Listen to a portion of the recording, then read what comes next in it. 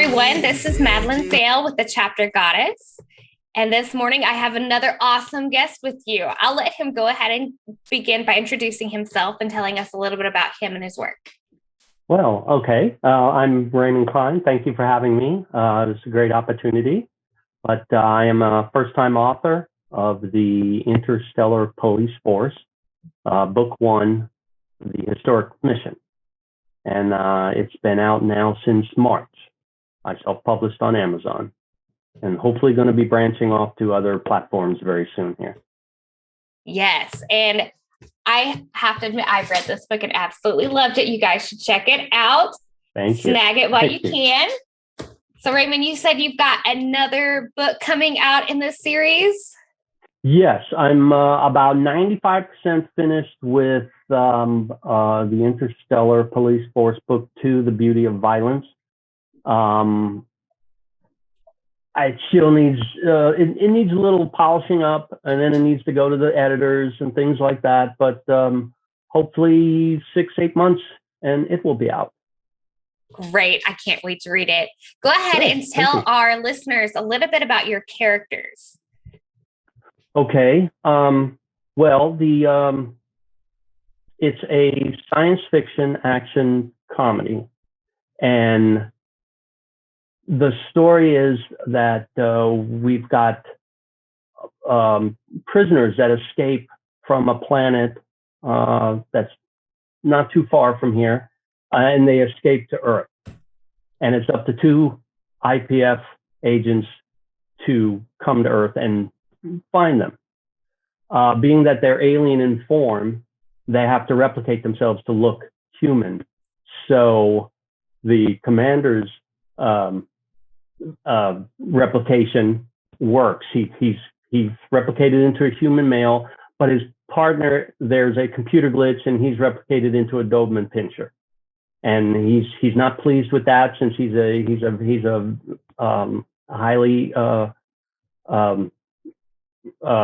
recognized police officer, and he's just not happy being a dog on this COVID mission. This historic COVID mission. And he's very upset that he's going to have to be represented in history books as being a dog. And I must say the banter between those two, as I read, cracked me up. So good, yeah. It was hilarious. They really get along well with each other. Where did you get the inspiration for their characters? Is it from someone you know, or? Well, I did have a Doberman Pinscher by the name of Genghis Khan. He's in that big doghouse in the sky now, but I used him as a reference just because he was a cool dog, and I wanted a dog in the book. Trent was just my imagination. I just wanted to have a fish out of water kind of scenario. Here are these 2 guys, never been there. They have very limited information on the planet Earth that only goes up to the 1950s. And in fact, the only file they have on the human race is the worst movies ever produced by the human race. So that's where they get their names. Jeff Trent comes from the 1938 film, I think it was, Reefer Madness. You ever seen that? Hilarious. I haven't, but I can imagine. It's ridiculous how they thought, marijuana would affect people, people jumping out of buildings and things like that. And Genghis Khan's name comes from the John Wayne film that came out in like 1950s or something, The Conqueror, where John Wayne played Genghis Khan very badly. And so that's how they get their names. The computer references that one file and produces driver's licenses, and in Genghis's case, dog tags on his collar, and that's how they get their names. And so it's like a fish out of water kind of scenario where they're trying to capture these guys, and they're not up on the slang, and their space cruiser that they fly into Earth also gets replicated, except it gets replicated into a 1959 Ford Thunderbird.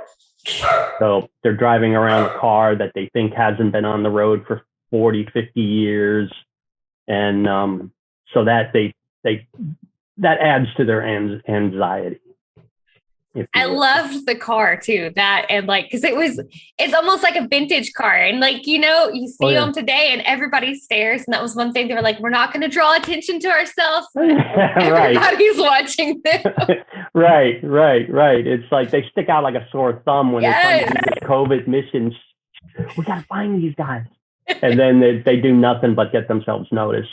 Yes, I loved that because and it was just their personality shining through. They're good people and they wanted to help in some scenarios. And some of them were kind of funny the way they're like, oh, I'm not going to reference one scene that really cracked me up, but because I don't want to give too much away.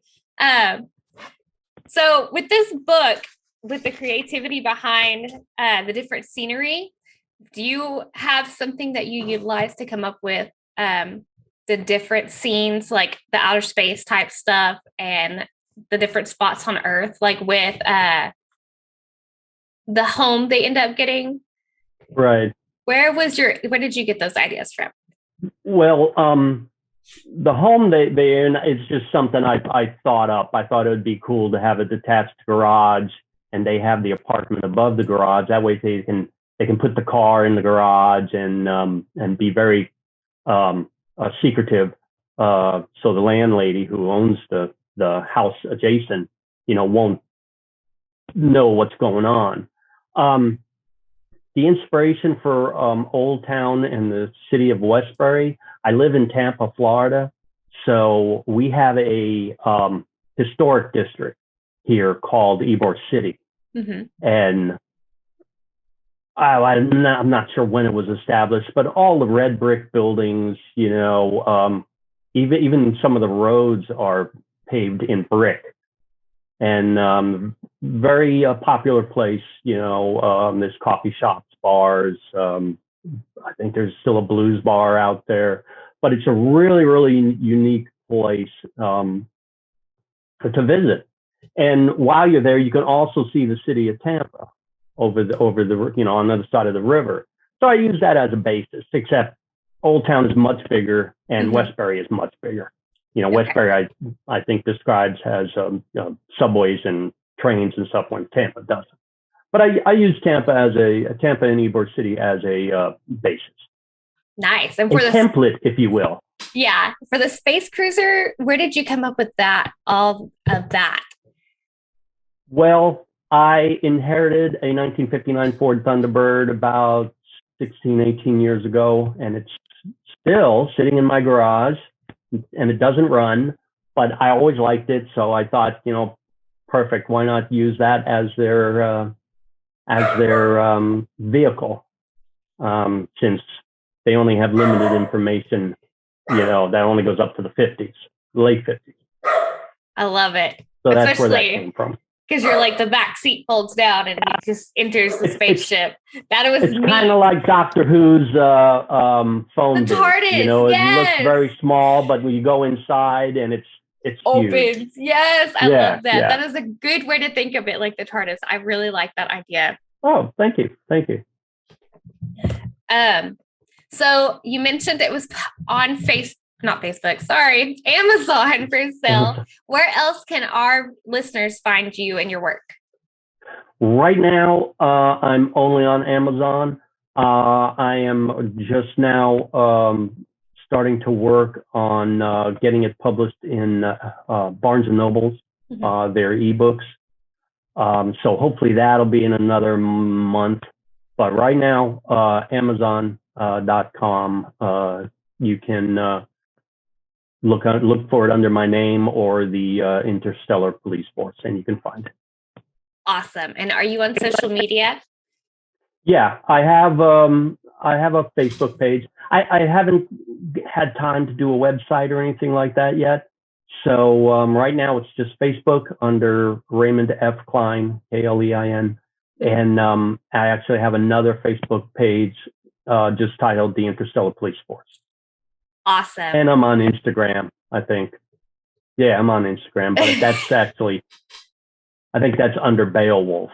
So That's Hey, something I that's set a up a long good time ago. story, though. I like Beowulf. I remember reading that when I was Beowulf younger. 07. Yes. Yeah. Okay. Yeah, I have read it too. It is very cool. All right, guys. Well, this is Raymond Klein. And Thank thank you you. for watching. Thank you very much for having me. I greatly appreciate it. Thank you.